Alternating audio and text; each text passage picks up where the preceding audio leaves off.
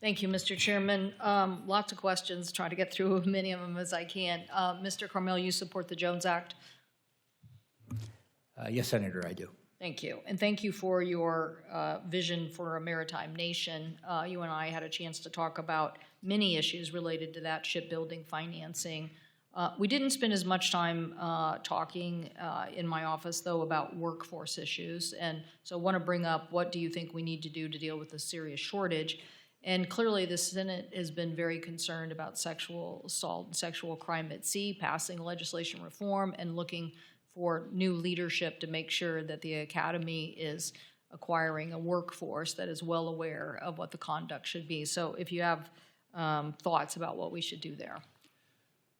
Thank you, Senator. Yes, one of the biggest things we have to do for the workforce of the future is ensure that the workforce understands the future will be there. It's very difficult to attract people into the industry if they're afraid that a year or two, the ship that they signed on is going to be gone. They're not going to have a job. So building a stable, credible maritime industry that can produce a ladder for a career path that's going to be around for a while, I think is one of the biggest things we have to do. We have to do a better job at educating the American student body about what's out there, that the maritime industry is just a good place for good jobs. And training programs. We tend to often focus straight on officers like Kings Point, but ships don't run without unlicensed as well. And so we need to make sure that that pipeline is also operating the way it should. Full marks to the unions, the SIU and in particular are very good at that sort of stuff, but we need to support them. I know that the SHIPS Act and I think the Waterfront Workers Act both have training money in there for that. In terms of Kings Point, we have a long way to go to get Kings Point fixed, no question about it. You're referring to now on the sexual assault issues? Yes, ma'am. Okay. And overall, at the end of the day, Kings Point is an academic institution. We need to make sure that when both students and instructors walk through the gates of that place, they're proud to be there. I think that has a lot to do with the attitude of people. I think that the discipline instilled in the regimental system could probably stand a little bit of tightening up, and I think that will help. But at the end of the day, it's common sense. It's making sure that people treat each other with respect. That's not that hard of a concept, and I know it sounds stupid because we have had failures in the past, but we have to really hammer that home at sea, at shore, period. We'll look for your leadership on that. Dr. Petty, if you could comment on support for PAC-SURF,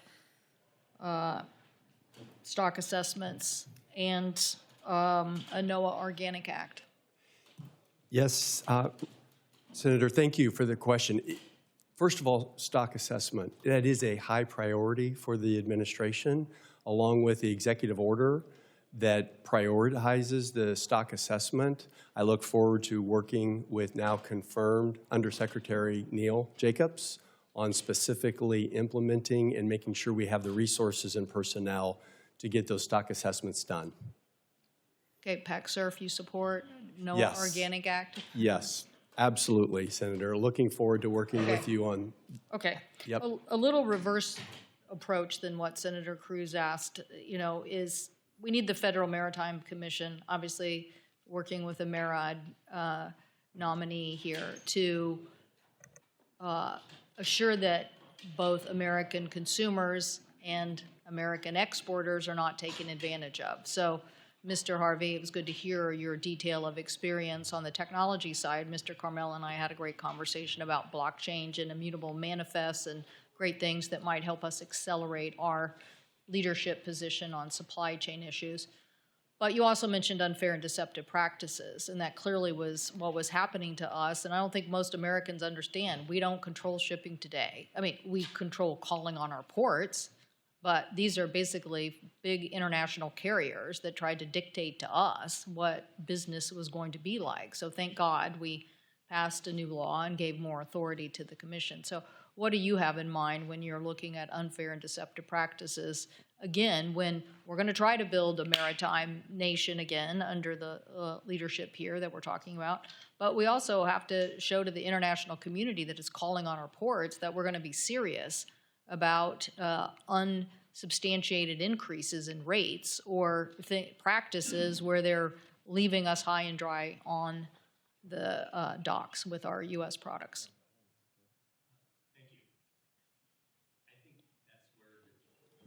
That's where the reviewing of the agreements, watching the alliances that operate to make sure that there aren't anti-competitive practices, because it's a unique, I'll use this word again, ecosystem in the maritime industry where there's very limited amount of providers and agreements that on one hand could be helpful to making the system more efficient and making capacity more available, but they're also very capable of becoming anti-competitive. And So you're I just want to clarify, sorry. so you're not afraid to use that authority in ways when you see problems that exist? Okay. I'm not, and when I saw it in the securities industry, now regulations is an important part of what we do in rulemaking, but I would say that nothing gets a industry member's attention like an enforcement action, and when that's necessary, I used to have to, I was on the other end of those, so I know when those get filed, it's attention getting for sure. Great, thank you. Thank you, Mr. Chairman. I'll take whatever comments you have on that, Ms. Divella, for the record, but I appreciate you've had more involvement in this, so I think we have some understanding of your record. Thank you. Oh, sure. I appreciate that. Thank you very much. I would say, that the carriers make the market, so it's a bit of a balance, that we have to have with them. I appreciate that, their role in all of this. However, we do need to and do provide some good oversight, and I hope for additional transparency that relationship will shall we say improve, and we'll be able to have a more efficient system.